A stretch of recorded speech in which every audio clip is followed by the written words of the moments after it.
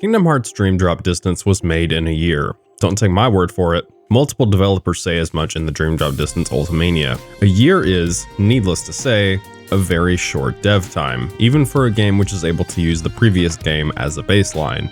Yeah, this game was built on the Foundation Birth by Sleep set, which should be a sentence worthy of international criminal trial, but even still, a year is going to be too fast for most games, especially games of this size and scope.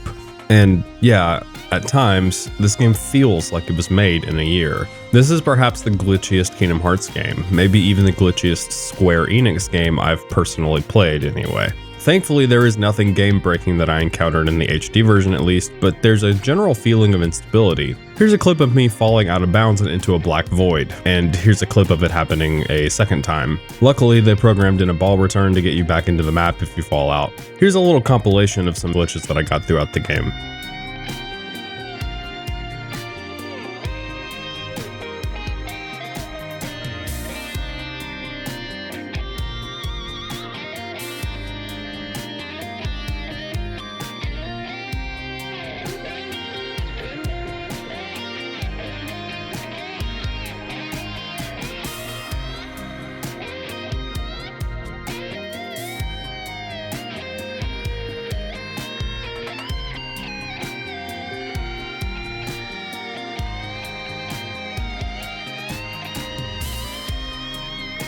And to be honest, the entire game shares this feeling. The story, especially in regards to the Disney worlds, is the most rote and formulaic of the bunch so far. The gameplay, however, takes some interesting risks that ultimately fail for a variety of reasons. This is up there among the most divisive games in the series, and for good reason. To me, there are three key aspects that this game added that make up the majority of this division. Flowmotion, the drop system, and perhaps to a lesser extent, but still important to study, the Dream Meter system. This video is going to be broken primarily into three sections, one for each of these mechanics, followed by a section for the bosses and a section for the story and writing and whatnot. If this is your first video in the series, be aware that I won't be explaining many of the mechanics that are returning from past Kingdom Hearts games, like physical combos, commands, items, stuff like that. You might consider going back and watching the BBS video if you want an explanation of how all that stuff works. Have you ever come across a game mechanic so massive in its implementation and so demanding of attention that it's clear that every other game mechanic had to change in order to fit it?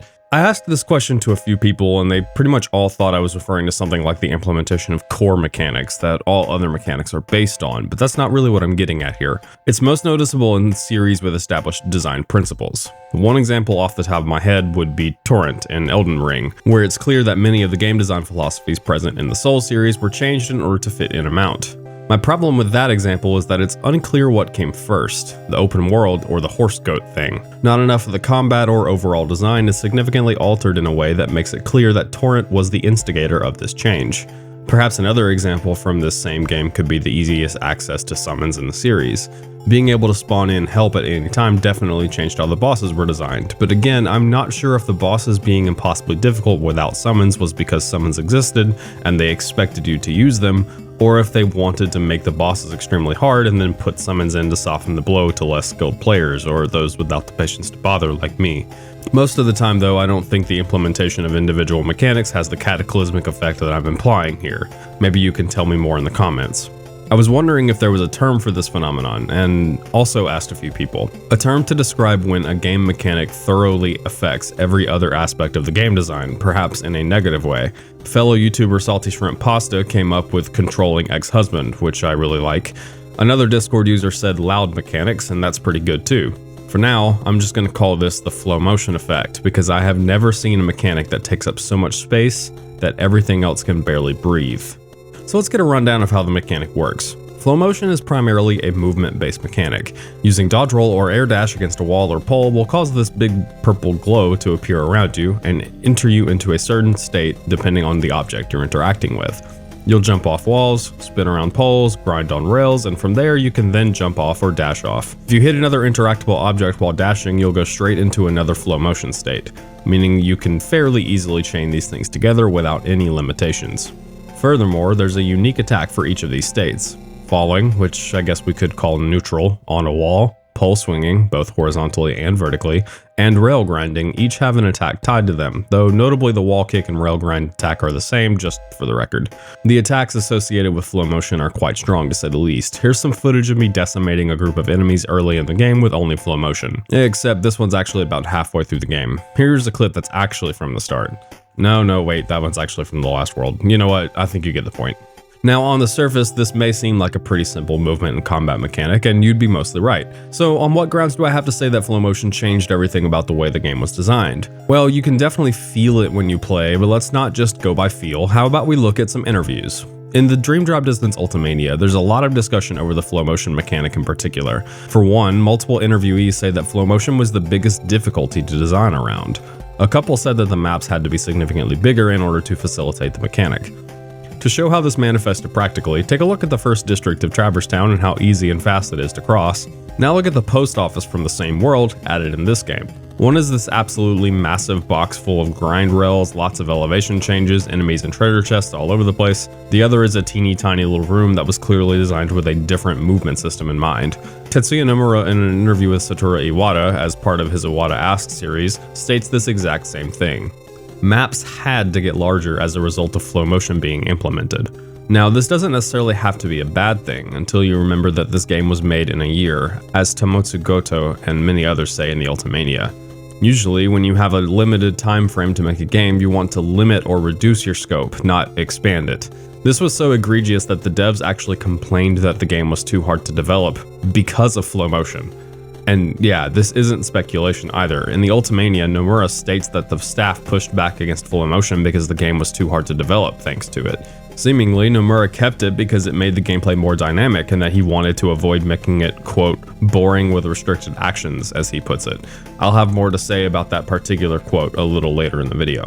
And that's just the effect Flowmotion had on the map design. We haven't even gotten to the enemies and bosses. Before we do that though, let's pump the brakes a little bit. What are the positives of Flowmotion? Well, like I said in the Birth by Sleep video, I can't ignore the fact that there's a more casual market for this series beyond the one I inhabit. Not every person that enjoys these games enjoys them for the same reasons I do, and I should be able to pay some respect to that. So to that end, I will say that Flowmotion carries with it perhaps the highest degree of spectacle seen in the series thus far. Flying across the map and sending huge shockwaves of energy into your enemies is not unentertaining, and the power of these attacks makes them feel mechanically satisfying just as much as they feel visually so. Flowmotion feels good to control as well. Just the act of jumping around and chaining together Flowmotion moves is well executed in my opinion, and makes traveling through the worlds the best that it's been in the series. For the first time since KH2, movement feels really good, and in fact surpasses it in many ways. Flowmotion also doesn't cost a resource, meaning it's always available. You're never without a strong offensive and defensive option regardless of the state of the fight. There's also the fact that the game is never dull because Flowmotion is given to you right at the start, so even when you're using basic commands, you've always got a powerful, flashy, and easy to use option in your back pocket. I can't just say Flowmotion is bad because that would be incorrect. In many ways, Flowmotion makes the game what it is, makes it stand out, and to be honest, I kind of can't believe they got this working on the 3DS. Alright, time for that part where I turn just about everything positive I had to say about Flowmotion on its head. Firstly, the attacks are so strong that they obliterate the balance for the majority of the game's runtime. But hey, don't take my word for it. In an interview with Silicon Era, Tai Yasui said that Flowmotion was unbalanced on purpose in order to encourage its use in the early game, but that commands are supposed to supplant it in power as the game goes on. While this is technically true, I think it's important to note that most of the powerful commands have the drawback of large starting animations, as well as needing to be charged. Flowmotion never has any of these problems, on top of keeping you on the move while using it. The only option that is technically safer is Sora's Link abilities with his Dream Meters, which keep you completely safe and deal a ton of damage. Yeah, remember when I said this in the Chain of Memories video? But an over-exaggeration of flashy abilities that require almost no player input or thought would harm the series going forward if they were used in a more traditional Kingdom Hearts action RPG experience. This was the game I was talking about. Anyway, let's look at some clips from the beginning of my Proud Mode playthrough.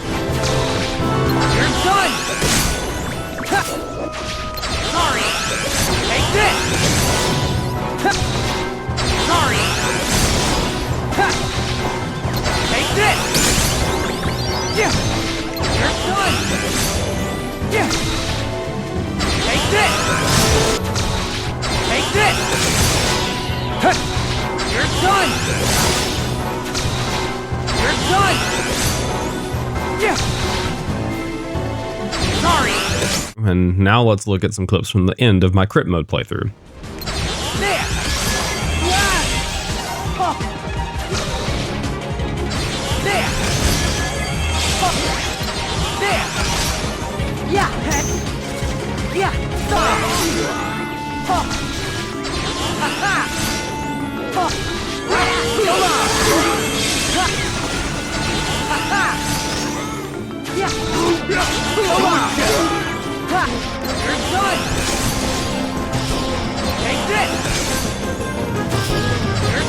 You'll notice that I'm using the same attack over and over in both. Movement itself also breaks literally everything. First of all, exploration.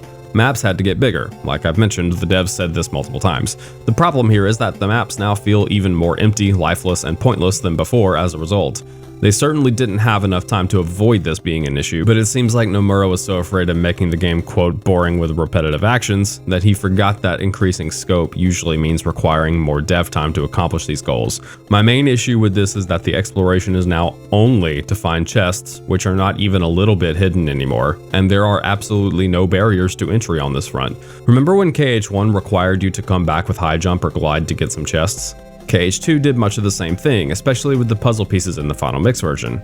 Well, there's nothing like that now because you can literally fly. Kick off a wall and dash back into it for infinite height, infinite sustain. So there's nothing to do in these worlds now but fight, find chests, and progress. Sometimes they will hide chests behind using a reality shift, but there's no puzzle here. The puzzle is to notice that there's a wall of boxes out of place and do the only option to get rid of it.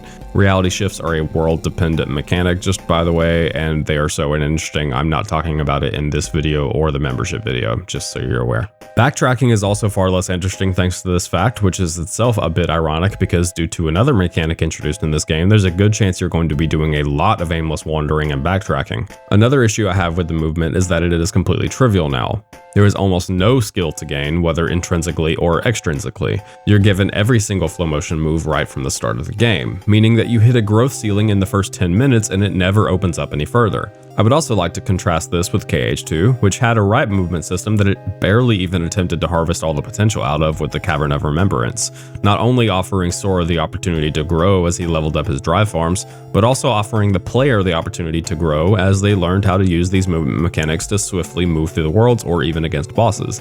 Things like aerial dodge having parry abilities, when to use dodge roll versus quick run, the iframes with dodge roll of course. Most of the growth abilities offered the player opportunities to gain skill. Flowmotion does not do this. It is extremely easy to use and gives nearly no benefit beyond moving fast and big AoE attacks that cost you nothing. So you may be wondering, how exactly are enemies intended to hit you if you're literally capable of flying at the push of a button? Well, most enemies now have either homing missile attacks or large sweeping attacks that cover large portions of the arena. To be frank, I find these uninteresting to fight against. There was a visceral, grounded nature to the attack patterns of both Sora and the enemies in past games that this one just does not have. Everything feels very anime now on the part of the enemy design and even the main character's attacks, grand sweeping AoE attacks or literal homing missiles that track you down. In order to stay safe, you have to be moving at Mach speed at all times. That being said, even with this change to the way enemies are designed, mob fights are pretty much non-threatening. It's funny, I actually specifically remember telling my brother that I liked that the mob fights in this game were actually threatening, but I guess I was too young or didn't understand the combat system enough at the time, because mob fights are trivial at best in this one. As an example of how broken Flowmotion is in mob fights, you can pole dance on larger fodder enemies, which stuns them. Pole dancing also draws nearby enemies towards you, which has a stunning effect. And shock dive, the attack you use when in the air during Flowmotion, also has a stunning effect. Meaning that, as long as there is even a single large enemy on the battlefield, you basically have a free ticket to win the fight. Here's some footage of me taking out numerous large enemies with 4 button presses on repeat, and keep in mind that this is halfway through the game on critical mode. I did die a few times to mob fights, but let's be real here. Nearly every single time was because I got hit with a status effect that froze me in place and made it so I couldn't do anything to avoid the attack that was coming at me. Yeah, that's the other way that the devs made mob fights even somewhat threatening in this game, though I can't in good faith say this was in response to Flowmotion because Recoded and Days already did the same thing. I still very much do not like this because being frozen in place kills the pace of combat and usually just feels completely cheap too. So how about boss design? How can bosses fight when you can literally fly? Well, you remember how I said that the best bosses in Kingdom Hearts are the smaller enemies, usually human-sized, that fight you on a more even playing field, and the worst bosses are usually massive heartless? Well, yeah, most of the bosses in Triple D are massive Heartless type bosses. Hawkamonkey, Wargoyle, Chillclopster, Camantis, Holy Moly, Chernabog, and I guess we can count Ursula as well, even though she's the tutorial boss and you don't even have Flowmotion at that point. Now, to be fair, I'm not saying all these bosses are bad because they're big Heartless type bosses. On the contrary, I actually think pretty much all the bosses in this game are decent, including these ones, not including Chernabog, and this is perhaps the best that boss design trope has been so far. Not a high bar, but still. I'm just saying that it's alarming how many of the bosses are large Heartless types that move around a bunch, use AoE attacks, or enormous arena covering attacks just to try and cast a wide net to hit you because you're most likely going to be flying around with Flowmotion. The bosses that aren't large Heartless types, as in they're human-sized, all have a focus on, again, large arena sweeping attacks or attacks that track you down and have to be avoided with iframes or blocking, which again feels like a retaliation against the Flowmotion mechanic.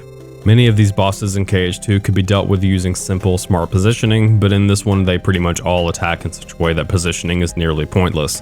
We'll see some examples of this in the boss design section. One thing that Nomura made very clear in interviews was that he didn't want to restrict the players with this iteration. He states in that interview with Satoru Iwata that people on his team who went back to old KH titles after making Dream Drop Distance said things like, KH where you can't kick off walls isn't KH. The older games are too restricted, too grounded, therefore they are objectively worse.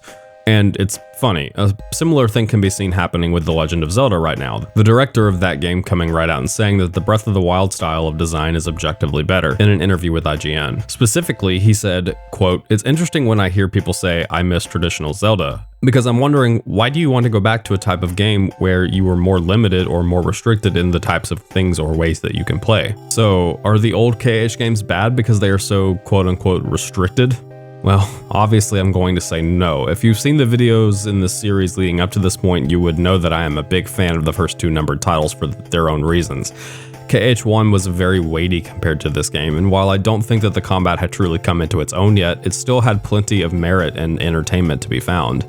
More notably, I'd like to say that KH2 was interesting because of its limitations, not in spite of them. Here's a few examples. You couldn't block in the middle of attacks, so you had to pick your time to attack wisely. You couldn't move extremely fast, at least not at first, so you had to position yourself wisely. Even when you could move fast, these actions came with their own trade-offs that you had to consider.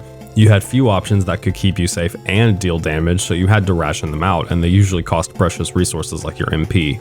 Bosses were also designed with these limitations in mind and therefore remained fair and interesting. It feels like the combat system in that game actually leverages the grounded and weighty nature of the combat and offensive capabilities of the main character in order to keep things engaging throughout.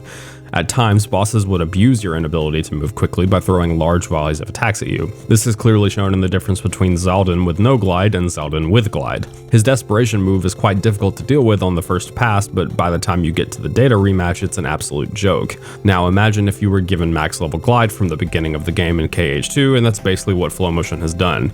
Literally none of the desperation moves sported by the literal final boss of this game are even slightly threatening because you can just fly above them. Bosses could also reliably break out and retaliate after a certain number of attacks, a system known as revenge value in that game, and it was a true punishment because you couldn't immediately guard if you were locked into an animation. This forced you to be careful and pay attention to the fight, and just about every boss had clear openings through which to punish. The bosses in diners, drive-ins, and dives can often feel like they are lacking in these openings, especially on critical mode for reasons we'll discuss in a while. While they do have clear openings, they often feel arbitrary, like they would have happened regardless of my input, like the boss just got tired and needs a wee second to rest. DDD doesn't offer you the ability to block out of animations, but in just about every other way you are restrictionless in combat, and the bosses just never feel like they have the edge on you until you get to the last few where things get dicey, to say the least. So maybe my problem isn't that the character isn't limited in their movement anymore, but that the bosses were not designed to challenge the player given the new movement and combat abilities. If you're going to design a new, much more open movement system, it's imperative that the bosses, fodder enemies, and level design are handled properly. Otherwise, you get bosses that are basically non-threatening, enemies that can't even come close to hitting you, and exploration that is completely pointless. Now let's look at a system that's a little more esoteric, let's say. Flowmotion is brutally clear in the ways that it fails to me, but the drop system is a bit more difficult to quantify. The basic idea here is that this game takes place across two different stories, one focusing on Sora's journey and one focusing on Riku's journey. This is not unlike Chain of Memories, where Sora and Riku each had a story, or BBS, where there were 3 characters. However, they were pretty much entirely segregated from one another. They each had their own save file associated with them. In Triple D, we have a game where you periodically switch between the two characters, and the mechanic that determines when you switch is called the drop system. This big bar next to the character's portrait is the drop gauge, and it slowly counts down as you play the game. The number over the bar represents a multiplier, so at 1.0 the bar goes at normal speed, which is somewhere around 15 minutes of active exploration and combat, meaning it doesn't go down while in menus or the world map. At 1.5, the bar will deplete 50% faster, and so on and so forth. Now, here's a little question for you. Here we have a game with two stories, each affecting the other at different points, each being gated by the progress of the other at different points, and there being a strong theme of the two characters being together even when they are apart throughout, and containing a mechanic where the developers can essentially force you to switch between these two stories at any point without making it feel arbitrary. If you were designing a system like this, what would the main purpose of this system be? Feel free to comment below your answer. There's no right answer, although there is the choice the devs actually went with. If it were me, I would use this to create cliffhangers between the two character stories without it feeling contrived. One character just had something crazy happen, but before you can get to the bottom of it, you drop and have to play as the other character for a while. So in my opinion, that's a pretty good use of the system. Option 2 might be to create big gameplay moments, essentially adding a timer to every boss, and if you don't complete the boss in time, you get reset back to the beginning. Another thing that comes to mind is the idea of keeping things fresh by switching between different gameplay styles. Well, if you picked option number 2, you were in line with what the devs of the best bra size were thinking. Shockingly, the drop system has literally nothing to do with your character's progression throughout the story, and it certainly doesn't keep things fresh because Sora and Riku play nearly identically. The multiplier is actually determined by something called the forecast. Every world, of which there are 7 by the way, has a weather forecast that affects various things throughout the game, and notably the drop rate as well. Every time you drop to the other character, the forecast in each world changes. Here's a chart of all the forecasts. You can see that most of them don't actually affect it at all, but Risky Winds in particular shoots it all the way up to 2.0, meaning the bar will deplete at 2 times the normal rate, or somewhere around 7.5 minutes. The multiplier can also be affected during combat. Some enemies have attacks that are specifically there just to increase the multiplier. There are events, I guess you could call them, involving this purple mist that makes the drop multiplier increase, and bosses also have these multiplier affecting attacks. So it's clear that the only system which the drop gauge interacts with is combat. It actually has a detrimental effect to the story, though one could argue that it has a detrimental effect on literally everything in the game, but I'm getting ahead of myself. Finally, you gain drop points by fighting enemies and completing link portals, these little challenges that are peppered throughout the worlds. And at the end of each drop, you can spend those drop points on buffs for the entire next drop. Increased strength, magic, Flowmotion damage, defense, decreased drop rate, giving your party members an instant revive if they go down, and a few other things. Again, combat is the driving force behind the drop system. If you interact with it, you get stronger next time, in what is potentially a circular pattern of growth leading to more growth depending on how you interact with it. You can also reverse the gauge by using drop me nots. They restore about a bar of the gauge and can even reduce the multiplier. These are not rare to drop in combat, are in chests, and can be bought in the shop for pennies after a certain point. Tai Yasui states in an interview with IGN that the drop system encourages the thrill of being on a time limit, especially for bosses. It also gives a cooperative element when considered with the fact that drop bonuses allow one character to affect another in an appreciable way. I can't really argue with this. The drop system does create some interesting moments of wondering if you're going to be able to beat a boss in time. I had multiple close calls with the drop system in this playthrough, which did increase the tension for sure. Tetsuya Nomura, in an interview with Famitsu, states that the stories are meant to feel like one whole rather than independent stories like Calm or BBS, which the drop system actually does accomplish thoroughly. The two stories are more clearly linked together because you are to some degree forced to play through both stories at the same time. And that's about all that I have to say that's positive about the drop system. On the other hand, the major issue I have is that the characters become desynced and one will have to screw around for a time while the other catches up. This is because, like I said earlier, story progression is gated at key intervals by the progression of the other character. Here's an example. At the end of the first 3 Disney Worlds, the story then takes you back to Traverse Town. If Riku finishes the first 3 Disney Worlds first, he can't then go back to Traverse Town and start the next story beat. He has to wait until Sora is done. Then, in order to proceed past the Traverse Town interlude and onto the last 2 Disney Worlds, both characters must complete that visit to Traverse Town as well. In both of my playthroughs, one on Proud and one on Crit, I'll explain why they weren't both on Crit later, one of the characters got grossly out of sync and spent entire drops just treasure hunting and overleveling. Riku on Proud mode and Sora on Crit mode, not that it matters which was which because the drop system is effectively random. Those forecasts I mentioned earlier have a random chance to happen. The more significant a change, the less likely they will happen. So Sora might pull multiple overcast or treasure font days while Riku gets nothing but ordinary days, HP showers, or whatever else. meaning Sora is naturally going to drift further and further behind Riku as they both progress through the stories. During this time period, when one character is waiting on the other, the one that's waiting is only given the following options. You can either A, force a drop so you aren't essentially wasting time running around aimlessly, or B, run around aimlessly and potentially become overpowered. I should be clear that I played this game the same way I played the others. I went through the story at a normal pace, not really deviating from the linear plotline for any reason to do farming or whatever, and I didn't take Drop Me Nots in Proud Mode at all until I hit the post game, meaning, the way I see it, this is the most standard way to experience the drop mechanic, and it still ended up being an unbalanced slog for one of the characters both times. The second, less major issue I have was this. What happens when you enter a boss when you clearly don't have enough time to finish it? I've seen some people say if you enter a boss with too little time, that's your fault, but on a first playthrough, you don't know when the bosses are going to show up. KH has always been this way. Bosses just sort of happen nearly out of nowhere 9 times out of 10 and are nigh impossible to predict. This is actually possible to be seen as a systemic issue with the entire series. Though it was barely a problem before the command deck system was introduced, it's a problem now because many of the commands that are good against mob fights are terrible against bosses and vice versa. Anyway, if you get to a boss without enough time, your options are this: purposefully die, go take a Drop Me Not, then come back, but that's a whole lot of loading screens and tedium for no reason, isn't it? Seems to me like you would want to avoid someone doing something stupid like that. You could also just go ahead and force a drop, but the ironic thing here is that this completely deflates the tension of getting to a boss for the first time. Hey guys, Editing Tetra here to say that when I wrote that sentence, I was under the impression that you could force a drop from the menu during a boss. You actually can't. Your only option is to exit the boss and then force a drop or take a Drop Me Not. But regardless, you have to go through that whole rigmarole either way. Anyway, back to your regularly scheduled script. You could keep Drop Me Nots in your pocket at all times, but considering how rarely they are necessary, it's pretty annoying to have to take up an entire command slot just to have an item that enables you to not interact with a primary mechanic of the game. Funnily enough, according to Tetsuya Nomura in an interview with Famitsu, the team actually didn't like the drop system until they added the ability to drop at will. I honestly have no idea how this fixed the problem for them. For a few smaller issues I have, the drop bonuses, while mostly cool, break the balance of the game even more than it already is.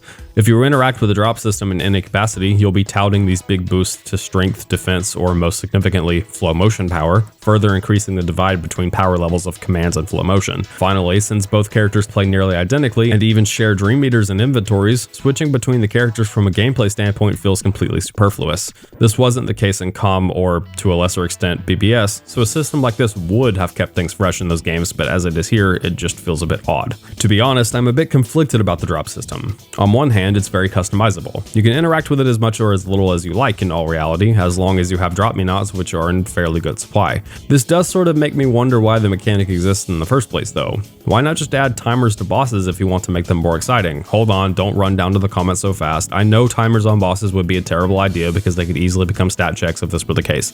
I mean, even the current iteration of the drop system can devolve into being a stat check, though generally I find that damage output is tuned high enough in 99% of cases that this will never actually be an issue unless you're playing on crit at low level. But shouldn't bosses be exciting on their own terms though? If you create a fun and challenging boss, doesn't that alone make it engaging to fight? Isn't the health bar supposed to provide the close calls they want? Oh, right, you can just fly away from a boss if it gets you close to death until you have the opportunity to heal. So I guess that doesn't really apply here. And the system also becomes superfluous because it's nearly completely ignorable. So the whole point of the system from a gameplay perspective, to create interesting close calls and tense moments in combat, is something the player can just decide if they want to interact with. Considering the team didn't like the system until that was true, I think the flawed nature becomes apparent. The best thing that it does is make the two character stories feel more intertwined, which, to be fair, is an important element of the story. But would it still feel intertwined if, say, you were forced to switch between characters at predetermined moments? Like how it already is in the game? Yeah, there's like 5 or so moments where you have to switch depending on the order you do things. Most of them at the beginning of the game in Traverse Town, but a couple are in the final world as well. What if you could simply choose to hop over to the other character for a while, but only one character was able to make progress? The two stories would still feel intertwined, maybe, but you wouldn't be forced to drop or go out of your way to ignore the drop mechanic entirely. A problem I see with this is where exactly those forced switch periods would happen. If it was after each Disney World, I could see it being annoying that you have to go through the two stories in each Disney World back to back. And yet, since they could guarantee everyone would see the stories in the same way, they could have structured them to be a bit more coherent, relate to each other even more, or just cover the exact same ground less. seeing as the two stories for each world can often feel very samey. I don't know, because again, I'm more so conflicted about the drop system than anything else. It feels like a wasted opportunity, one that could have been extrapolated into something pretty cool, but as it is, it seems to cause more problems than it does positives. The last new thing the devs added that is significantly different from the series thus far is the Dream Eater system. These adorable little guys make up the party members, replacing Donald and Goofy and the like, and you can have 3 in your team, 2 in the party and 1 as a backup. In combat, Dream Eaters have a number of abilities they can use. Some of these are just regular attacks, some deal status effects, some buff Sora, and some can heal Sora as well. In particular, Spirit Roar stands out as a useful one. It doubles out damage output for a short time. To show the absolute power of these buffs, look at this fight with the anti-black coat Nightmare toward the end of the game. This footage is on my crit playthrough and I'm dealing peanuts of damage with each hit. I decided at some point that the safest thing to do for the boss was to attack with physical attacks because the other options I was trying just weren't working for me. However, if I got lucky, Lord Kairu would hit me with a Spirit Roar, which doubles all damage, a combo assist, which treats each hit of a physical combo as 2 hits, effectively doubling physical damage, and a haste, which doubles physical attack speed, all close enough together that I could do some major damage, and it honestly felt pretty good. This is somewhat luck-based, but it is important to note that this is perhaps the most useful party members have ever been in terms of assistance and damage output without needing to spend a resource on them like with limited attacks in KH2. This is also interesting for somehow making physical attacks good in a KH game developed by Osaka team, who have shown that they think that boring physical combos should always be secondary to flashy commands and stuff like that, especially for bosses. Dream Eaters also give you access to Link abilities, and the only appreciable difference between Sora and Riku in the gameplay department. Sora gets these big attacks that make him invincible for a long time while he uses them. The best comparison would be, again, Limits from KH2. These are pretty much just as busted as the limit attacks were. They are quite strong and, of course, keep you safe for too long. Riku, however, gets form changes like the ones present in Birth by Sleep. These are relatively weak in comparison and share some of the issues form changes had in Birth by Sleep.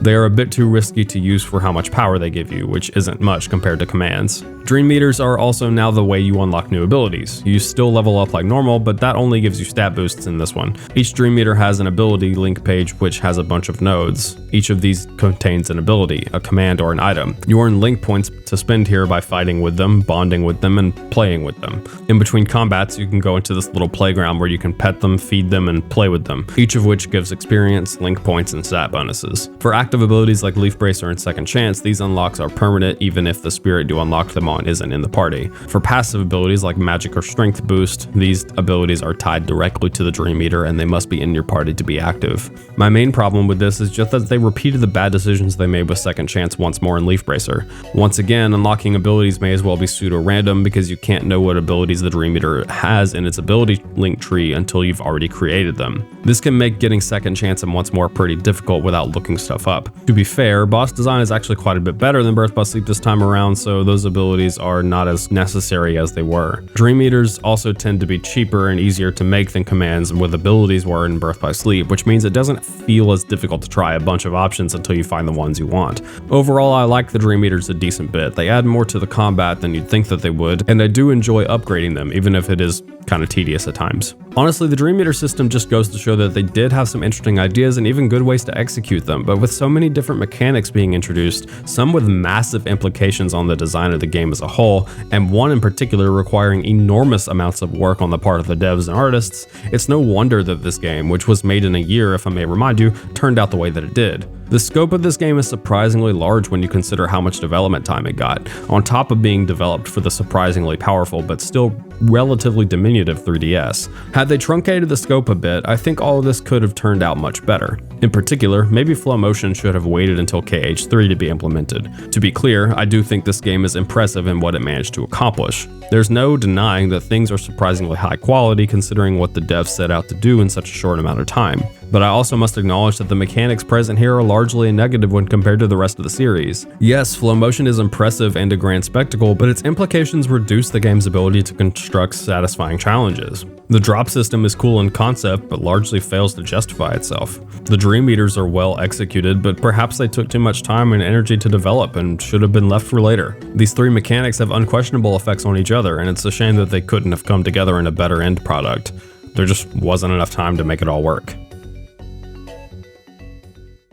Thankfully, you won't be getting any angry or overly long rants about boss design because generally speaking, things are much improved in this iteration. Boss design has been quite lacking since KH2 and reached an unfortunately low point in Birth by Sleep. You could almost see the devs beating their head against the wall, wondering how they would design satisfying bosses for that game's less than balanced combat system. There are certainly issues in a similar vein this time around, but on the whole, bosses don't fall into even half as many of the pits that Birth by Sleep's bosses do. They also, graciously, aren't boring anymore. For the most part at least. Speaking on the positives, let's start with the pacing of the bosses. There's not a single boss this time around that lacks aggression. This is largely thanks to the way difficulty modes work now. Among other things, enemies are more likely to attack in groups at higher difficulties, and bosses will attack more frequently and even use their big desperation moves or arena shifting attacks more often. An easy to point to example is with the Haka Monkey, the boss at the end of the first trip to Traverse Town. At some point during Sora's version of the fight, he will smash through the glass ceiling of the arena and force you into a much more cramped arena in which his attacks get a bit harder to avoid. In my proud mode attempts, this happened toward the end of the fight. In my first critical mode attempt, it happened nearly immediately. Furthermore, you can see a difference in the pace of the fight between these two clips in terms of how fast Hakamonkey attacks. This feels good, and I find that proud mode is probably the best balance. Sometimes crit can feel like it never gives you an opportunity to recover for how often they are attacking. I'm always appreciative of when difficulty modes are not just simple increases to damage output or input, but rather drastically change how it feels to fight enemies or bosses. Recoded did something similar to this, and I'm glad it was used here as well. Briefly, I'd like to mention that, for the first time in the series, critical mode is locked behind completing the game at least once. You can then start a critical mode run by starting a fresh save, or you can carry over your dream meters from a past save. The latter is the way the game intends you to play critical mode, an interesting deviation from how this stuff typically works. Assuming you have a new save file with all the dream meters unlocked, you can start the game and have most of the best abilities and commands before you've left the first trip to Traverse Town. This pseudo New Game Plus is honestly a great addition, since you can skip much of the preamble inherent with these games before the combat opens up a bit. In this particular game, it doesn't even really break the balance because there nearly isn't any balance to break in the first place,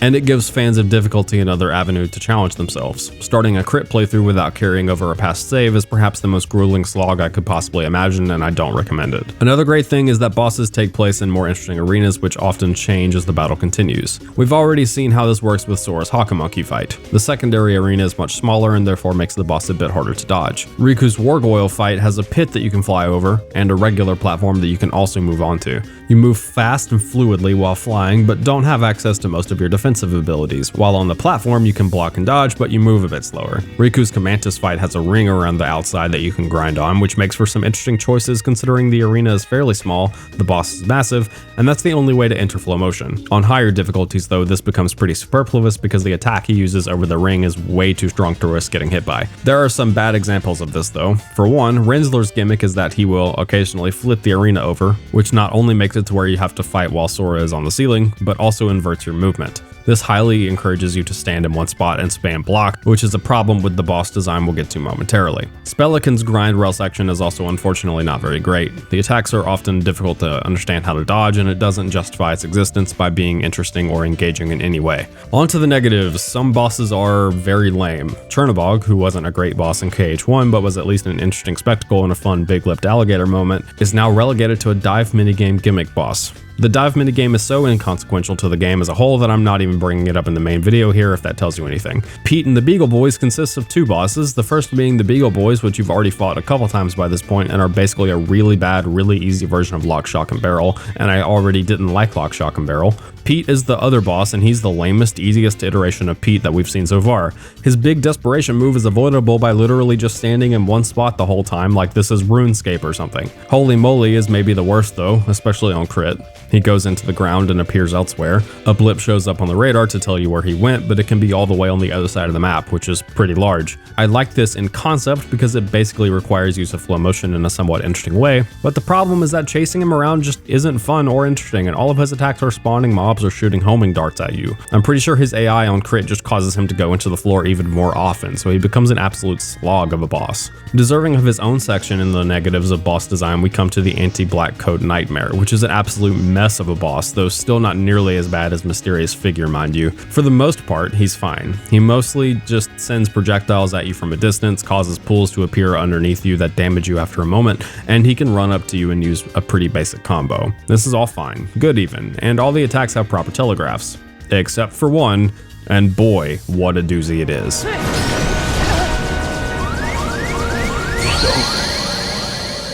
That attack is called Shadow Steel, and it's a little line that draws out from wherever ABCN is, and if Riku is caught in the circle at the end without iframes or blocking, he gets picked up into the air, his health is drained to 1, a bunch of health orbs drop all over the place which ABCN can pick up to restore his own health, and Riku is unable to act until he hits the ground again, which regularly and inconsistently results in an unavoidable death. I'm unsure why they didn't just hardcode ABCN to not be able to attack until a bit after Riku hit the ground and make the purpose of the attack to restore his own HP instead of potentially kill Riku, but they didn't do that, and sometimes attacks can come fast enough that there's nothing you can do about it. This is compounded by ABCN being able to throw out this attack with literally 0 telegraph if you're next to him, resulting in a full health to dead combo which is somehow only 2 hits long. Perhaps you could just commit to never getting close to him, and there are command combinations you can use to do so, but that doesn't excuse this attack from judgment, it's purely awful. Oh yeah, and this combo always ignores once more for some reason, even though usually you can't be comboed to death if you're in the air until you hit the ground. Not sure why this is, but it just adds to the frustration. Oh, and I guess to make matters even worse, Dream Eaters, Balloon Mines, and the darkness that surrounds the arena can block your ability to see this or any attack coming, meaning you could potentially be hit by this when you didn't even know it was happening. There is a distinct similarity to a move Mysterious Figure could do, but I'm more willing to chalk this one up to the rushed development time rather than a deliberate attempt to make an unavoidable death attack. Him following up with attacks so quickly almost doesn't seem intended, though who knows really. Another late game boss which gets widely panned by players is young Xehanort.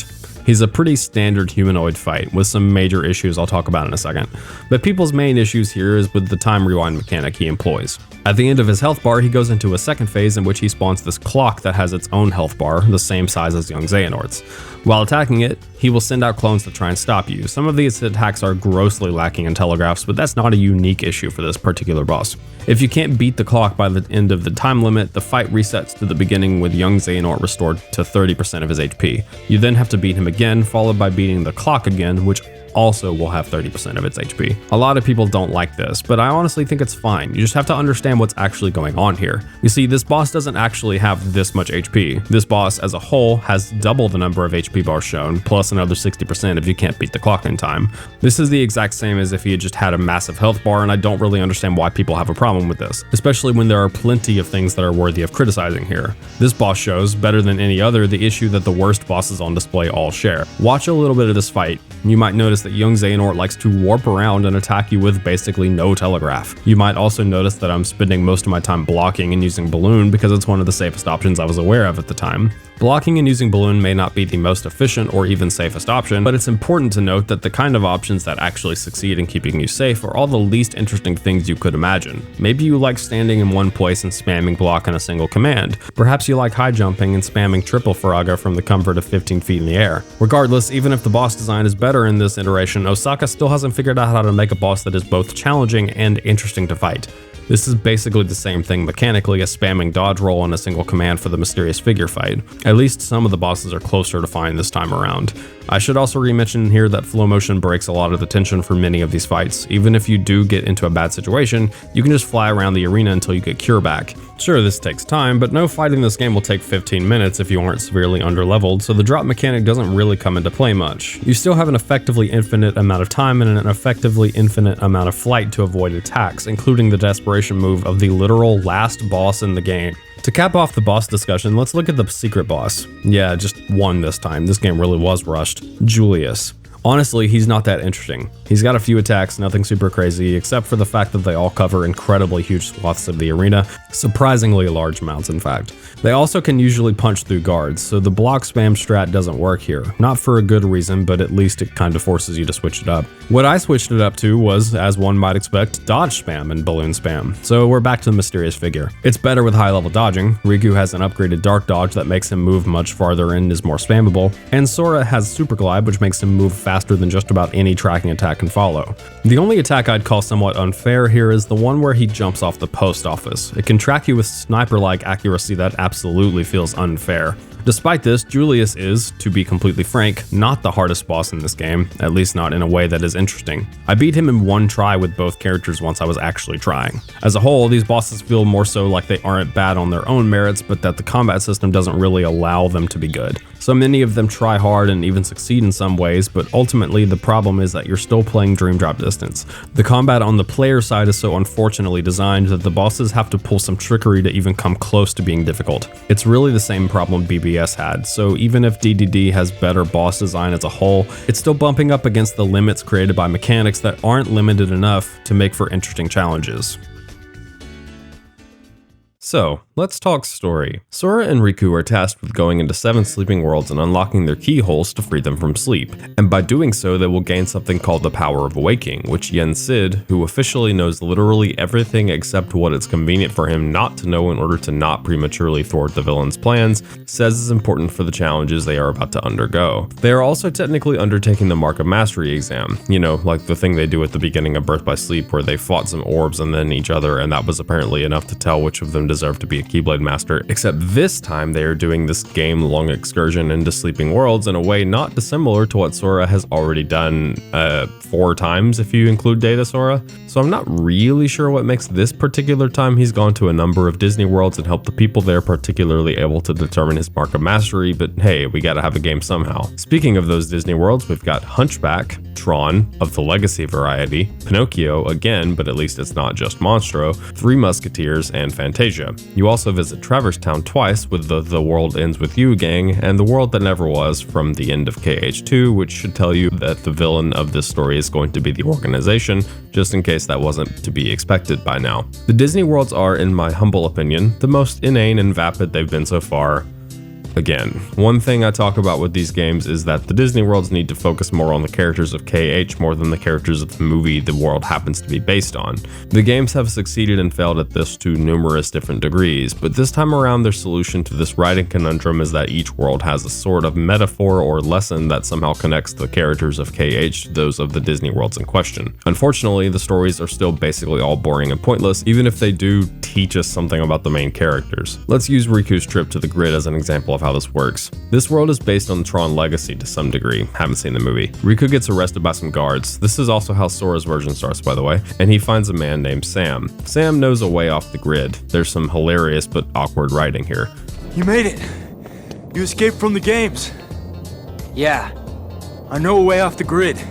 Wanna come with? No. You go ahead. Wait, what's the way out? Through the portal. Portal? Then, in a memory that is mercifully given to you as a prompt to either skip or watch, 2 men we don't know wax philosophical about the movie Tron Legacy while music tries to tell me that it's supposed to be emotional. Telling yourself that. They find Sam's dad and a woman named Cora and decide they need a solar sailor to leave. Then, in another skippable flashback, Sam and his dad fight because I don't know why. Dad says, "You've done enough already," which is the perfect example of why these Disney stories rarely ever work. We don't know what Sam has or hasn't done in order to deserve this statement being used against him. No amount of sappy or dramatic music is going to be enough to convince me that I care about this. In the next scene, Dad says Cora is the last ISO, which is a term I don't know.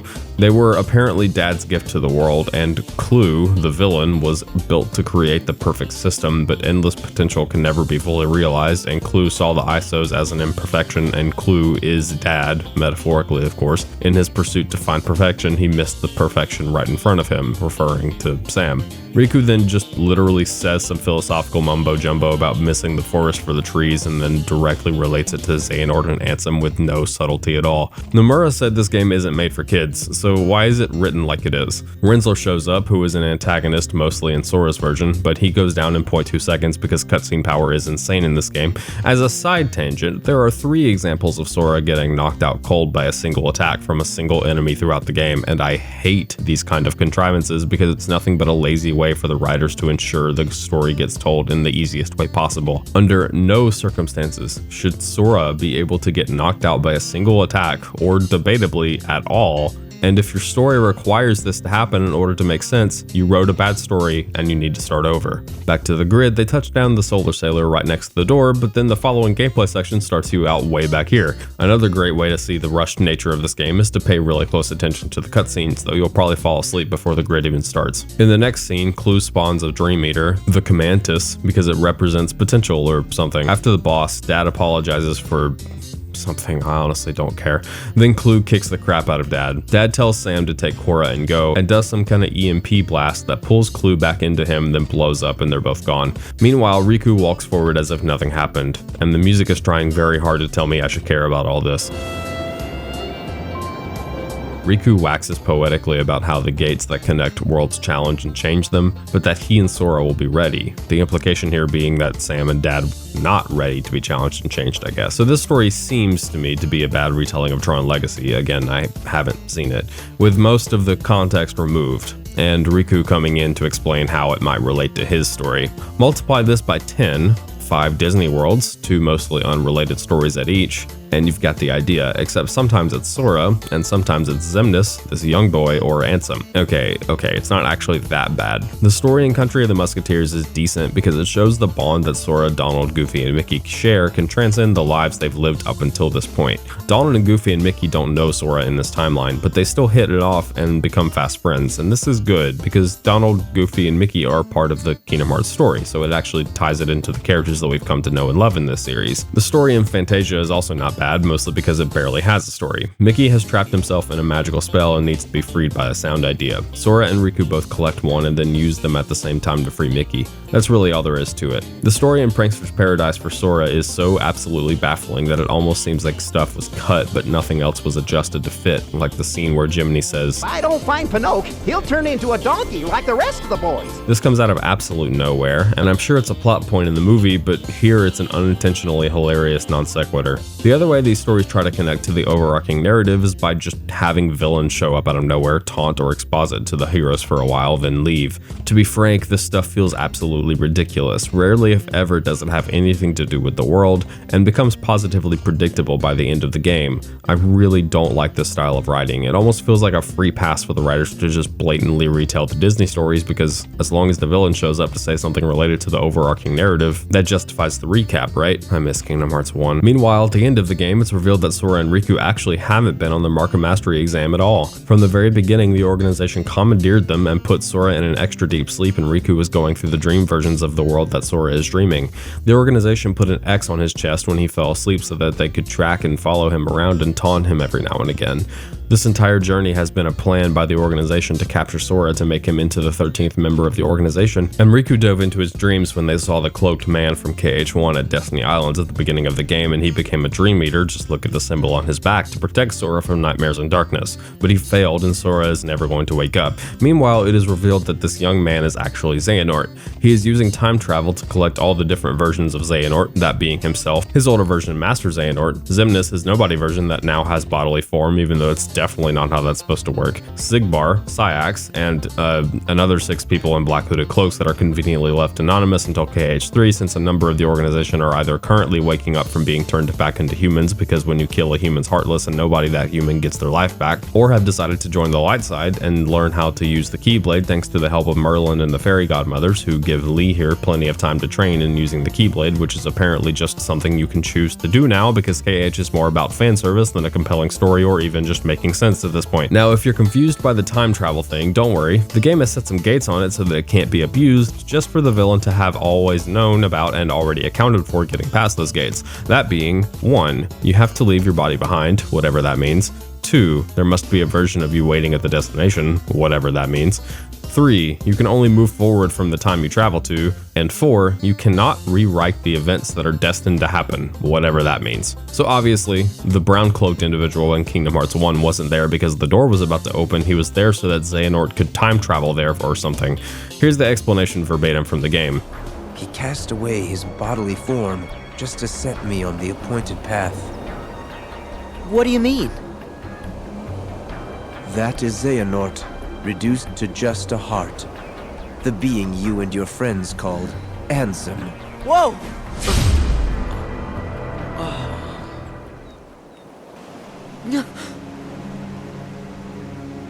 Him.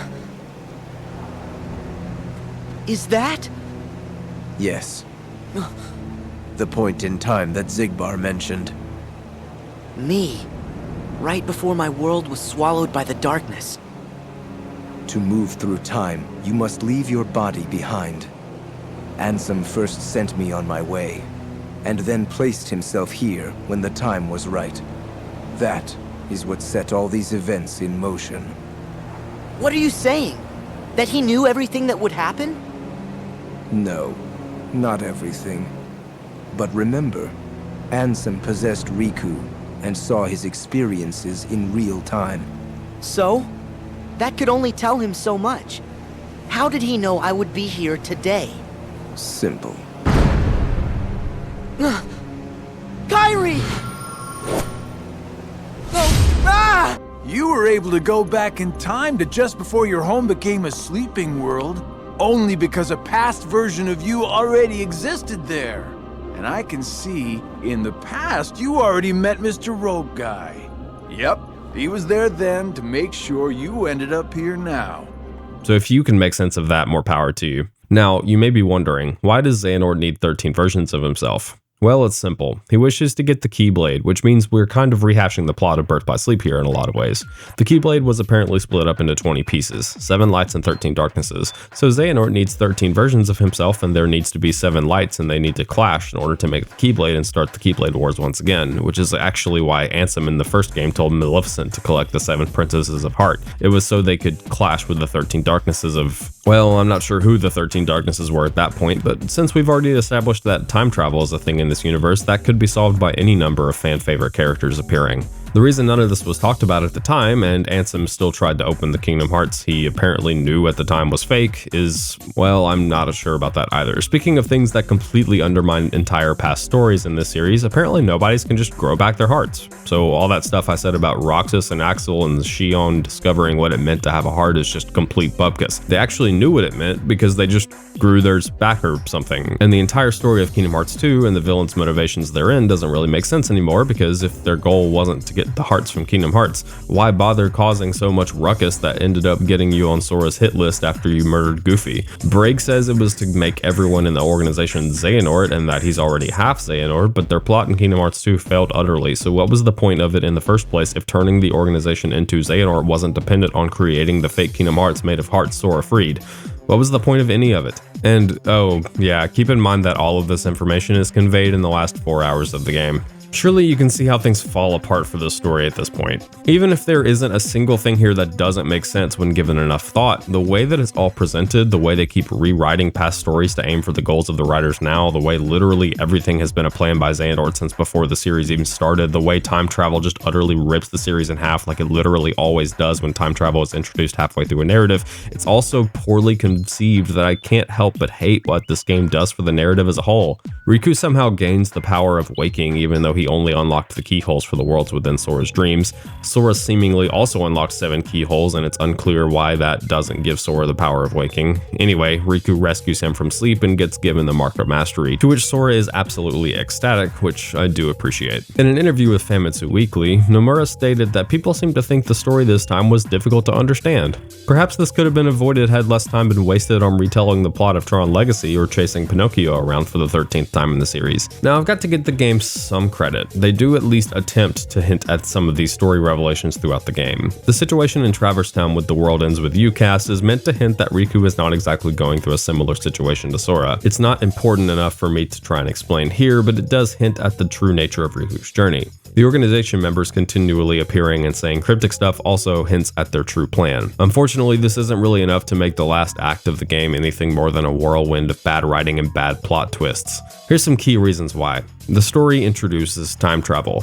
That should be all I need to say, but I'll explain a bit more just for the fun of it. It feels incredibly weak for them to introduce restrictions to time travel in the same story that time travel becomes a thing in the first place. It's obvious that they are only doing it so that they can immediately subvert the limitations and make the villain seem even more like a mastermind.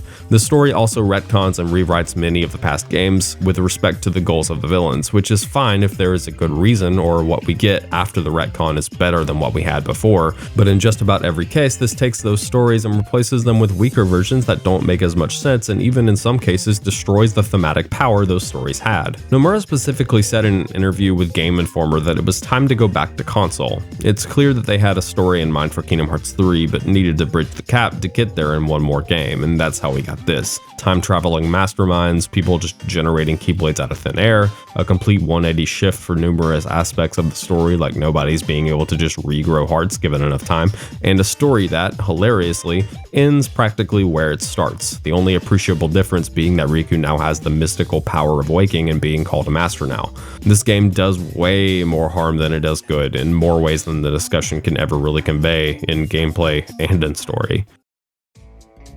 Believe it or not, I certainly don't. We are almost done with this series. We've got the mobile games to talk about, for which I will mostly be discussing the story, and I'll probably briefly talk about 0.2 as well. Maybe I'll do both of those in the same video, not sure yet. I also want to do a big corrections video where I go over everything I got wrong in this series thus far, because there's actually quite a bit of dumb stuff, but I'll also be taking that same opportunity to clarify some stuff before we get to the big one, Kingdom Hearts 3, which is looming ever present on the horizon. If this was your first video in the series, thanks for joining me, and I highly recommend you go back and check out the rest of the series for added context. There's a playlist on my channel. I'd also appreciate it if you subscribe to the channel, or even perhaps considered supporting me through YouTube memberships. Members at the second and third tier got access to this video a week early, and members at the highest tier also get status updates and access to an ever-growing back catalog of membership videos. I put out one for every public video that I produce, usually discussing a bit more about the video game in question. This time we're talking about a few of the game mechanics in Triple D that I didn't talk about in the main video, and I'm gonna take you beat by beat through another of the worst Disney stories in this game, primarily to laugh at, but also to explain more why I think they fail. Those at the highest tier also get their names read out loud, so here goes nothing. Quesbit,